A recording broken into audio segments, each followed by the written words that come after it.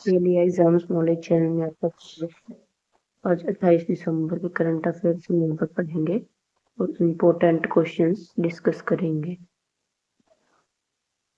Recently which award did Vaibhav Suryavanshi receive? हाल ही में वैभव सूर्यवंशी को कौन सा पुरस्कार मिला है? तो ये मिला है प्रधानमंत्री राष्ट्रीय बाल पुरस्कार।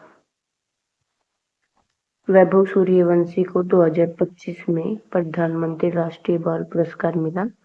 पुरस्कार राष्ट्रपति द्रौपदी मुर्मू द्वारा प्रदान किया गया है। लिस्ट ए में सैयद मुश्ताक अली ट्रॉफी और आईपीएल में सबसे कम उम्र के शतकबाज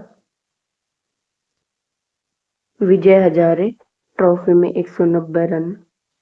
एबी डिविलियर्स का लिस्ट ए रिकॉर्ड टूटा है। आईपीएल के सबसे कम उम्र के खिलाड़ी और शतकवीर हैं। प्रधानमंत्री राष्ट्रीय बाल पुरस्कार 5 से 18 वर्ष आयु के बच्चों के लिए भारत का सर्वोच्च नागरिक सम्मान है। रिसेंटली इंडिया अप्रूव्ड विच 2 न्यू एयरलाइंस? हाल ही में भारत ने किन 2 नई एयरलाइन को मंजूरी दी है? तो ये दी है अल हिंद एयर और फ्लाई एक्सप्रेस को। नागरिक उड्डयन मंत्रालय ने अल हिंद एयर और फ्लाई एक्सप्रेस को एनओसी प्रदान किया है। दोनों एयरलाइन के 2026 में परिचालन शुरू करने की संभावना है। संख एयर को पहले ही एनओसी मिल चुकी है और वह भी अगले वर्ष शुरू हो सकती है। भारत दुनिया का तीसरा सबसे बड़ा घरेलू विमानन बाजार है। अकेले इंडिगो की हिस्सेदारी 65% से अधिक है, जिससे द्विदलीय चिंताएं बढ़ती हैं। नई एयरलाइंस प्रतिस्पर्धा बढ़ाने और प्रणालीगत जोखिम कम करने में सहायक हैं। Recently, which of the following has opened as the world's largest open air theatre? हाल ही में दुनिया का सबसे बड़ा ओपन एयर थिएटर कहाँ पर शुरू हुआ है? तो ये हुआ है कौन सा शुरू हुआ है? तो ये हुआ है धनुयात्रा। धनुयात्रा दुनिया का सबसे बड़ा ओपन एयर थिएटर माना जाता है। यह हर वर्ष ओडिशा के बरगद में 11 दिनों के लिए आयोजित होता है। इसमें भगवान श्री कृष्ण के जीवन की लीलाओं का मंचन होता है। पूरा शहर पौराणिक मथुरा में परिवर्तित हो जाता है। धनु यात्रा को राष्ट्रीय महोत्सव का दर्जा भी प्राप्त है। Recently, the government announced sweeping reforms to modernize which of the following? हाल ही में सरकार ने किसके आधुनिकीकरण के लिए व्यापक सुधारों की घोषणा की है? तो ये की है ईपीएफओ की। ईपीएफओ कार्यालय सिंगल विंडो तकनीक सक्षम सेवा केंद्र बनेंगे। नागरिक सहायता के लिए ईपीएफ सुविधा प्रदाता शुरू होंगे। निष्क्रिय खातों को खोलने के मिशन के लिए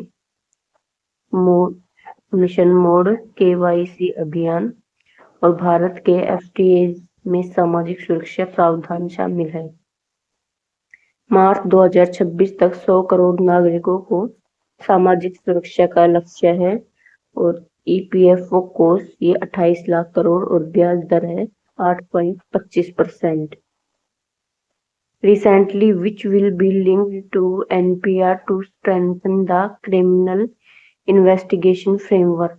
हाल ही में आपराधिक जांच ढांचे को सुदृढ़ करने के लिए किसको एनपीआर से जोड़ा जाएगा? तो ये जोड़ा जाएगा नेटग्रिड को। नेटग्रिड का गठन 26/11 मुंबई हमले के बाद किया गया। एक गृह मंत्रालय के अंतर्गत कार्य करता है। 20 से अधिक नागरिक और वाणिज्यिक डेटाबेस को एकीकृत करता है। गांधी एक उन्नत एनालिटिक्स टूल है जो चेहरे की पहचान एनालिटिक्स टूल है जो चेहरे की पहचान और एंटिटी रिजोल्यूशन सक्षम करता है। एनपीआर निवासियों का परिवार आधारित डेटाबेस है जिसे कि पहली बार 2010 में तैयार किया गया था। नेटग्रिड को एनपीआर से जोड़ने से नेटवर्क विश्लेषण, आतंकवाद विरोधी जांच की क्षमता में वृद्धि होगी।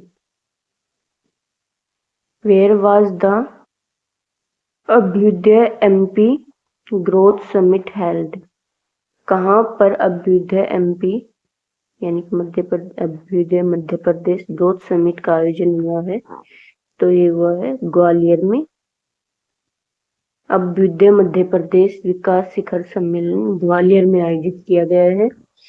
इसका आयोजन अटल बिहारी वाजपेयी जी की 101वीं जयंती के अवसर पर किया गया है। शिखर सम्मेलन में केंद्रीय गृह मंत्री अमित शाह और मुख्यमंत्री मोहन यादव ने भाग लिया है। सम्मेलन का विषय है निवेश से रोजगार, अटल संकल्प, उज्ज्वल मध्य प्रदेश। इसमें उद्योग, लघु एवं मध्य उद्योग, स्टार्टअप, लॉजिस्टिक, पर्यटन और शहरी अवसंरचना जैसे क्षेत्रों पर विशेष ध्यान दिया गया है। Recently, which 3 senior advocates were appointed as additional solicitors general? हाल ही में किन 3 वरिष्ठ अधिवक्ताओं को अतिरिक्त सॉलिसिटर जनरल के रूप में नियुक्त किया गया है? तो ये है देवेंद्र पाल सिंह, कनक मिडाला, रविंद्र कुमार और अनिल कौशिक। इन तीनों को वरिष्ठ अधिवक्ता नियुक्त किया गया है, को सॉलिसिटर जनरल के रूप में नियुक्त किया गया है। केंद्र सरकार ने 3 वरिष्ठ अधिवक्ताओं को अतिरिक्त सॉलिसिटर जनरल के रूप में नियुक्त किया गया है। ये हैं देवेंद्र पाल सिंह, कनक मिडाला, रविंद्र कुमार और अनिल कौशिक। इन तीनों को नियुक्त किया गया है। एएसजी भारत के सर्वोच्च न्यायालय में केंद्र सरकार को प्रतिनिधित्व करते हैं।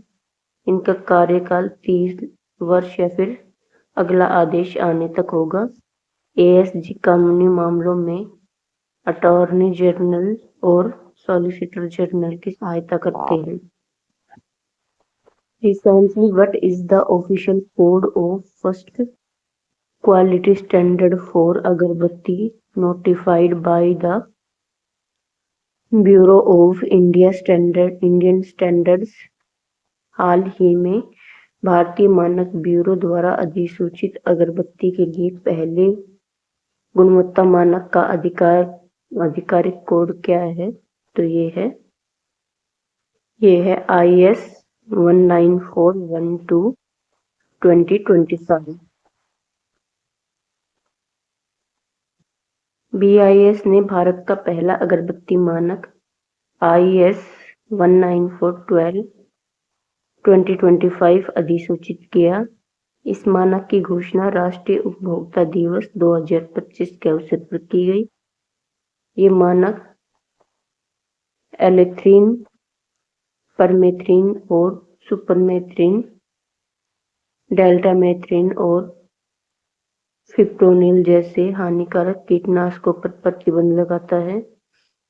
ये बेंजाइल साइनाइड और एथिल एक्रिलेट जैसे कृत्रिम सुगंधित रसायनों पर भी रोक लगाता है। भारत अगरबत्ती में का विश्व का सबसे बड़ा उत्पादक और निर्यातक है। Recently, where was Bihar's first Param Rudra super computer in execution? हाल ही में बिहार के पहले परम रुद्रा सुपर कंप्यूटर का उद्घाटन कहाँ किया? तो ये किया है भारतीय प्रौद्योगिकी संस्थान पटना में।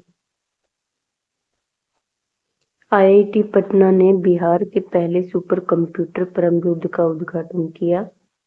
परमरुद्र इस क्षेत्र में उन्नत अनुसंधान और उच्च प्रदर्शन कंप्यूटर को बढ़ावा देगा। ये छात्रों, शिक्षकों और शोधकर्ताओं को जटिल वैज्ञानिक समस्याओं का हल करने में सहायता करेगा। परमरुद्र ये बिहार के किसी संस्थान या सरकारी कार्यालय में स्थापित होने वाला पहला सुपर कंप्यूटर है। Which country inaugurated the world's longest expressway tunnel? किस देश ने विश्व की सबसे लंबी एक्सप्रेसवे सुरंग का उद्घाटन किया है? तो ये किया है चीन ने। चीन ने विश्व की सबसे लंबी एक्सप्रेसवे सुरंग तियानशान शेंगली सुरंग का उद्घाटन किया है। ये सुरंग सिंजियांग उइगुर स्वायत्त क्षेत्र में स्थित है। इसकी कुल लंबाई 22.13 किलोमीटर है, जो इसे विश्व स्तर पर अपनी तरह की सबसे लंबी सुरंग बनाती है। ये सुरंग मध्य सिंजियांग के तियानशान पर्वतमाला से होकर गुजरती है। इसके निर्माण में चीन का स्वदेशी रूप से विकसित hard rock tunnel boring machine का उपयोग किया गया है। Recently, who set a world record by creating a giant Santa Claus? हाल ही में किसने विशाल सांता क्लॉज बनकर वर्ल्ड रिकॉर्ड बनाया है? तो ये बनाया है सुदर्शन पटनायक ने। सुदर्शन पटनायक ने विश्व की सबसे लंबी सेब और रेत से बनी सांता क्लॉज मूर्ति बनाई है। ये उन्होंने बनाई है नीलाद्रि बीच पर, ओडिशा के पुरी में। 1.5 टन सेब का इसमें उपयोग किया गया है। इसका आकार है 16x45 x 22 feet. World record book of India से मान्यता प्राप्त है और क्रिसमस पर शांति और सद्भाव का ये वैश्विक संदेश भी देता है। Recently, who was elected chairperson of BWF Athletes Commission? हाल ही में BWF एथलीट्स कमीशन की चेयरपर्सन कौन चुनी गई है? तो ये चुनी गई है PV Sindhu. PV Sindhu BWF athlete commission की चेयरपर्सन चुनी गई है 2026 से 29 तक। वे BWF काउंसिलिंग की सदस्य भी होंगी और 2017 से कमीशन से जुड़ी हुई हैं। पिछली अध्यक्ष थी ग्रेशिया पोली। ये नियुक्ति वैश्विक खेल प्रशासन में भारत की भूमिका को मजबूत करती है।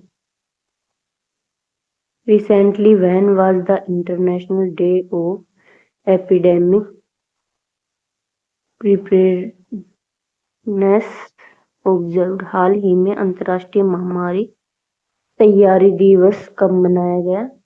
तो ये मनाया गया है 27 दिसंबर को। अंतर्राष्ट्रीय महामारी तैयारी दिवस हर वर्ष 27 दिसंबर को मनाया जाता है। 7 दिसंबर 2020 को संयुक्त राष्ट्र महासभा भारत द्वारा ये स्थापित किया गया। कोविड-19 महामारी के दौरान वैश्विक प्रतिक्रिया की चुनौती से प्रेरित है। इसका उद्देश्य है महामारी की रोकथाम और तैयारी के बारे में शिक्षा और जागरूकता को बढ़ावा देना, वैश्विक साझेदारी और जानकारी के आदान प्रदान के महत्व को उजागर करना, कमजोर आबादी का समर्थन करने के लिए स्वास्थ्य प्रणालियों को मजबूत करना।